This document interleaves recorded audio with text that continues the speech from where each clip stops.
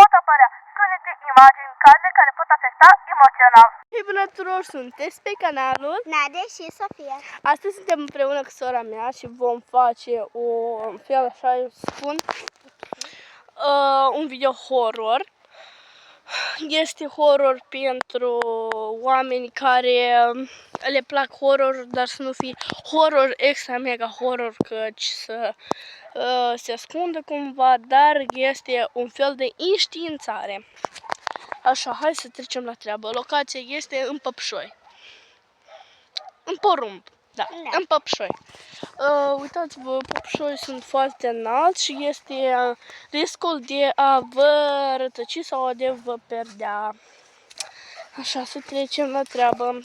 Uitați aici pe sora mea și noi acum vom căta de la Darknet, așa spun, nu că de la Darknet, dar de la, așa, my God, ce asta? Pe Păpșoi era un gândac verde care se mișca. Ia uitați-vă, e foarte strașnic. Eu nu pot să vă focusez. Era aici un gândac, da, ok. Nu e nimic strașnic și așa.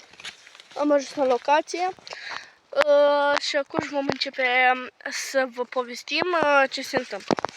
Așa, cu 2-3 luni în urmă, noi am fost aici în Păpșoi și aici, ca să înțelegeți, Păpșoi încă nu erau. Și noi așa, jucându-ne, am avut un balon. Era de culoare albă și nu știu unde l-am scăpat jos. Și cum a venit, nu țin minte, ori cu 4 luni în urmă, ori cu 3 luni în urmă. A venit tractorul și a făcut pământul bun pentru roade. Și nu știu deși, dar noi ne jucam aici și din greșeală din buzunar, da, din buzunar, sau nu ți minte cum a fost, din buzunar ne-a căzut un balon, pentru că aveam mai multe baloane și ne jucam. Puneam țărând să le făceam squishy. Da. Și ne jucam acolo și nu știu de ce, de la un moment dat, așa, vedem că îmi lipsește un balon și era de culoare albă, aveam de culoare albă și albastră și atât. Eu aveam 2 albe și sora mea avea 2 albastre. Uitați-vă ea ce outfit are de frumos. Sora mea tot e îmbrăcată frumos, suntem mici. Avem așa un outfit cumva nu prea oversize, un pic mai strâns pe corp, pentru noi suntem în Păpșoi. Noi nu suntem undeva într-un câmp larg, unde putem să alergăm, adică noi ne-am îmbrăcat așa, pentru că noi cu frunzele acestea, cumva să nu ne aninăm hainele, să ne le întindem, să ne le murdărim. Pur și simplu acestea mergi așa și ele trec, te ocolesc cumva, dar dacă vei să fii oversize, să vei să te anini de toate frunzele. Și ok, hai să trecem la treabă. Bam, bam. Să trecem la treabă, ok, haideți să explorăm zona, pe aici este foarte, foarte mulți păpșoi. Ce s-a întâmplat? Oh my god, de ce s-a întâmplat? M-am împiedicat și am căzut jos. Ok, oh my god, ce este asta? Ce? Ce asta? Este un balon? Dar de unde e balon roșu dacă noi atunci aveam baloane doar albi și albastre? Oh my god, și se aude așa zgomot stranii. Ok, uitați-vă la balonul acesta.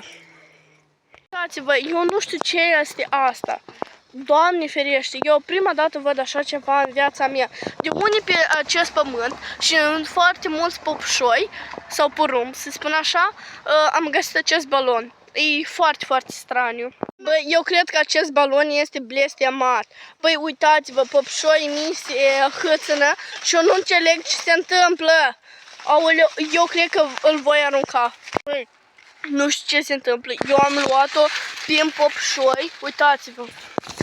Tot peste locul este păpșoi. Uitați-vă. Doamne ferește, Doamne ferește. Uitați-vă ce se întâmplă. Eu nu știu, eu cred că mă voi așeza aici jos și voi sta.